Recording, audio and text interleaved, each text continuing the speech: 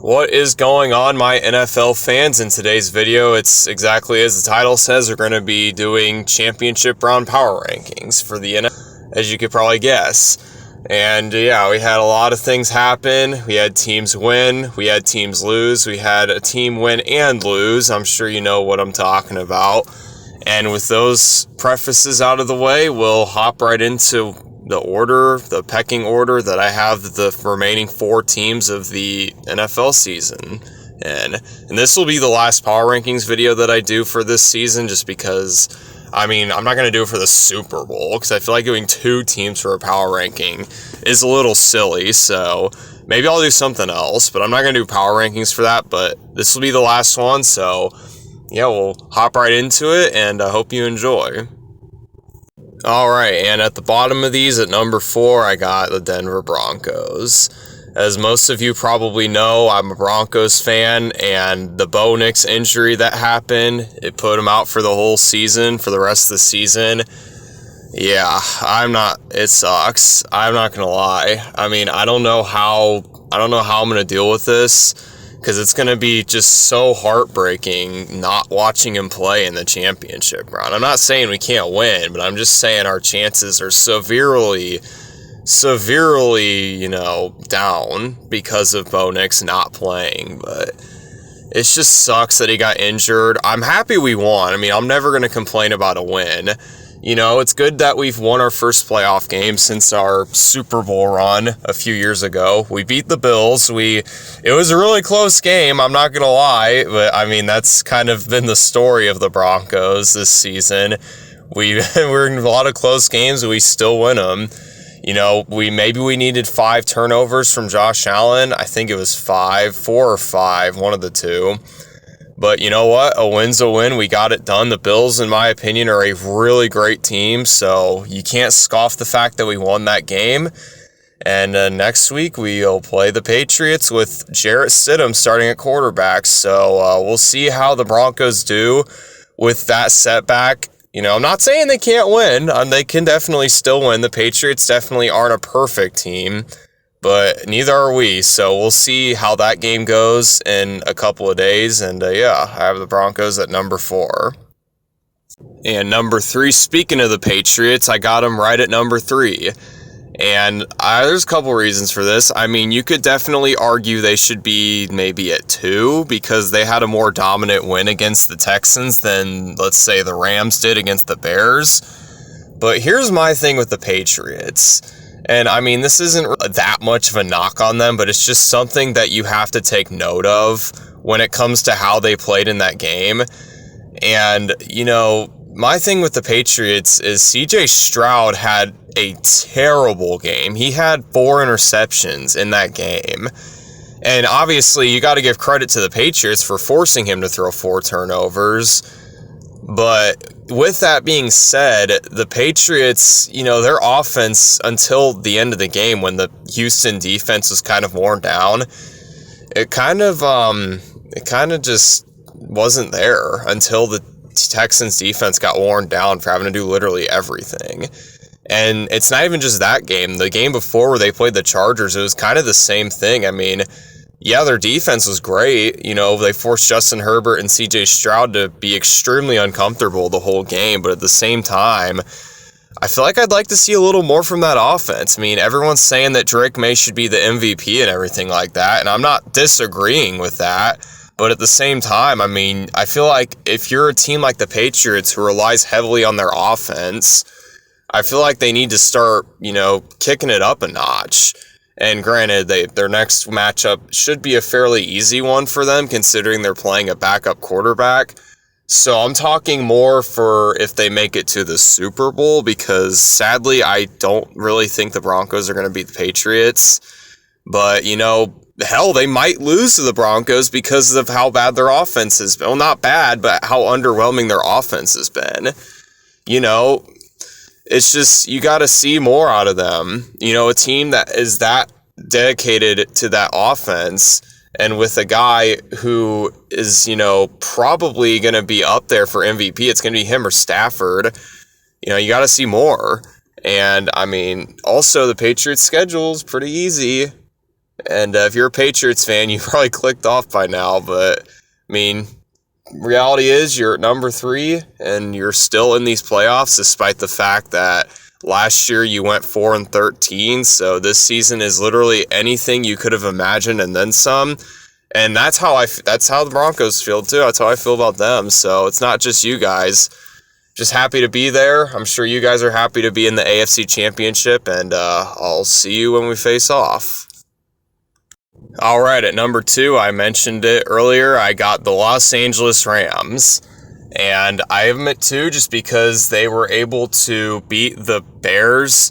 And I think the Bears, honestly, are a better team than the Texans, just based on how both teams have played throughout these playoffs. Just because that's why I have the Rams higher than the Patriots, because I think, yeah, they didn't really dominate either team that they played, and they almost lost to the Panthers, but, you know, the Panthers, they're one of those weird teams where I feel like they can just pop off randomly at any moment, and, you know, the Bears, I mean, they won their division, and I feel like they have a way better offense than what the Texans and Chargers had, which is who the Patriots have played in these playoffs. And I just think that the Rams are just, you know, playing better playoff football. I mean, both teams are winning, so you're never really going to question either team that much. But, you know, I think the Rams are starting to, you know, have more of a clutch factor than the Patriots are. And normally I would have that be a knock on the Rams because, you know, in the regular season, usually you just want to take care of your opponents and move on. But I think because it's the playoffs, I mean, having a clutch factor is literally what makes or breaks games. I mean, you have to make sure that you're taking care. You have to make sure you're taking care of who you need to take care of. But if you don't have that clutch factor, you don't win playoff games. So for just this once, and it could just be because I'm a Broncos fan and I want to downplay the Patriots, but I'm putting the Rams over the Patriots just because they've been playing more clutch ball. And I think that's definitely something to be proud about if you're the Rams. I mean, you know, you don't win these close games in the playoffs if you obviously can't win close games. So the fact that they're starting to do it and the playoffs are rolling around, I mean, that can't be anything but encouraging. I mean, that's awesome that they're starting to finally, you know, win some games like that. I mean, not that they weren't, but it's like, you know, they started to look shaky at the end of the regular season, you know, dropping a couple of close games. So that's what I meant by them, you know, getting back on track, because obviously they won a lot of games in the regular season and obviously they won a lot of close games, but, you know, they were starting to kind of reel at the end of the season, and it's good to see that they're starting to pick it back up. So that's why I have the Rams at number 2. All right, and at number 1, you probably already know who it is. It's the Seattle Seahawks, and this is going to sound a little counterintuitive to what I said, but, you know, the Seahawks, they absolutely dominated the 49ers, and, you know, that's something.